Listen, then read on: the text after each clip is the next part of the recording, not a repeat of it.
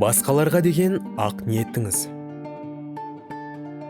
Менің мына бауырластарымның тіпті ең маңызсыз болып көрінген біреуіне жасаған жақсылықтарыңды шын мәнінде маған жасағандарың.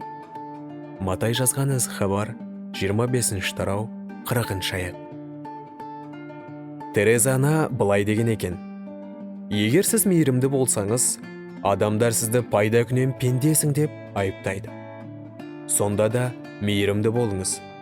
Егер табысты болсаңыз, сіздің жалған достарыңыз бен нағыз жауларыңыз болады. Сонда да табысты болыңыз. Сіздің көп жылдар бойы жинап құрғаныңызды біреулер бір түнде қиратып тастауы мүмкін. Сонда да жасай беріңіз. Бүгін істеген жақсылықтарыңызды адамның көбі ұмытып кетеді. Сонда да жақсылық істей беріңіз.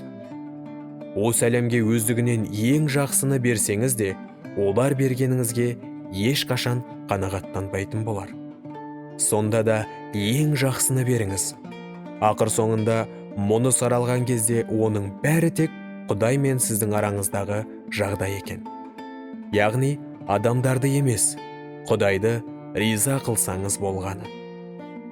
Егер сіз жанға жайлы үйде тұрып, жайлы жерде жұмыс істеп, жаныңызға жағатын қауымға барсаңыз, айналаңыздағы адамдардың қиналғанына немқұрайлы қарап кетуіңіз мүмкін.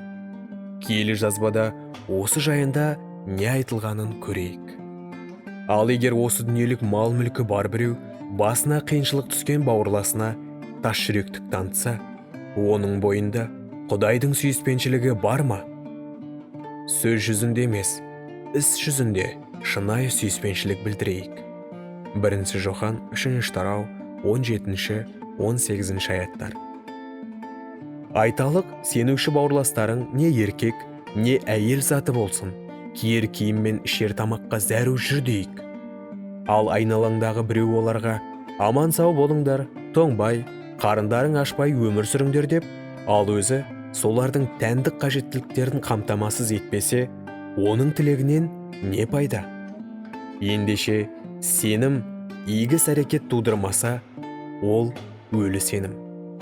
Мүмкін кейбіреулер сенің сенімің бар, ал мен игі ниеттер жасаймын дер. Игі істер тудырмайтын сенімнің шынайылығына көзімді жеткізші. Ал мен жасаған игі істерім арқылы сенімімді дәлелдеймін.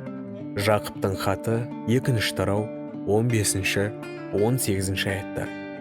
Сондықтан бүгін өзіңізге Құдайдан басқаларға деген ақ ниет беруін сұраңыз.